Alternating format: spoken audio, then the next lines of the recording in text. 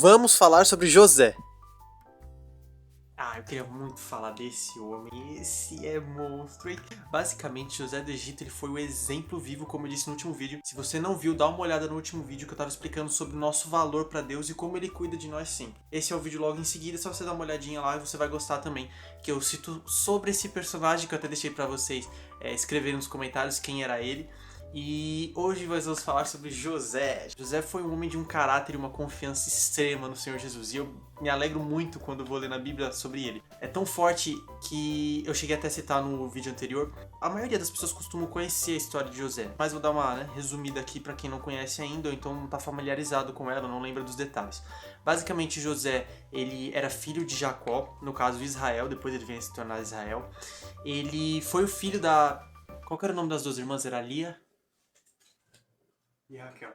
Lia e Raquel, monstro. José foi filho de Raquel com Jacó, ou Israel. Ela teve só 2 filhos, que foi José e mais pra frente depois Benjamim. Acontece que aos olhos do pai de José, que era Jacó, ele era um dos filhos mais, entre aspas, preciosos que ele tinha. Foi um erro dele ter dado mais atenção a José do que aos outros filhos. Não que ele não cuidasse dos outros, mas esse era o filho mais amado dele. Por causa disso e alguns outros fatores, depois dá uma lida em Gênesis, você vai gostar bastante da história de José, é sensacional. Muito forte e ensina muitas coisas sobre a fé pra nós também, sobre a confiança em Deus, que é um ponto principal desse vídeo. Então, com inveja de José, os irmãos dele venderam ele para um ismaelita. Então, esse ismaelita vendeu José para um egípcio, que era Potifar. Na casa de Potifar, José, tudo que ele tocava prosperava, porque o Senhor estava com ele. Vou até deixar o versículo aqui embaixo.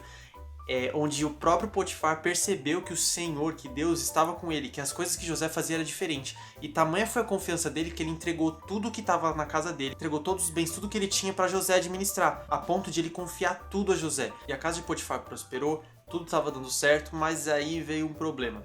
Um problema que foi enviado pelo próprio Satanás, que era a mulher de Potifar. Ela por diversas vezes tentou a José querendo se deitar com ele, mas José disse não, porque ele era um servo de Deus. Aliás, é isso que você tem que fazer. Tá vendo coisa difícil? Diga não, diga não. José, por esse caráter íntegro, ele não queria ir contra o seu senhor terreno, que era Potifar, e nem contra, muito menos, contra Deus, já que ele servia tão ferrenhamente.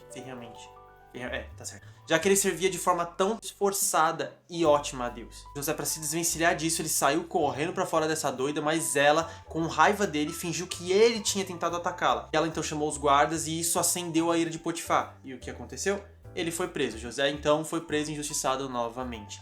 E aí você pensa, nossa, mas então o que aconteceu? José deve ter ficado muito bravo. Na verdade, não. Ele era um preso tão dedicado, por incrível que pareça, um preso dedicado, que o próprio carcereiro mor colocou ele à frente de tudo. Então tudo que José tocava também na prisão, prosperava. Sensacional. Lógico que José não deixava de ser só um homem. Por que eu falo isso? Muitas pessoas talvez olhem, e eu gosto muito da história de José, mas as pessoas olham e falam assim, poxa, mas era José, né? Mas ele era só um homem, era normal, mas ele tinha fidelidade a Deus. E talvez é isso que falte pra você, fidelidade. No último vídeo a gente estava falando sobre a importância do reino de Deus estar dentro de nós, para assim focar, nesse caso, no reino de Deus, para então assim nós alcançarmos as prosperidades que vêm do alto. Porque Deus ele promete abrir a janela dos céus e derramar bênçãos sem medidas, mas existe um porém para isso.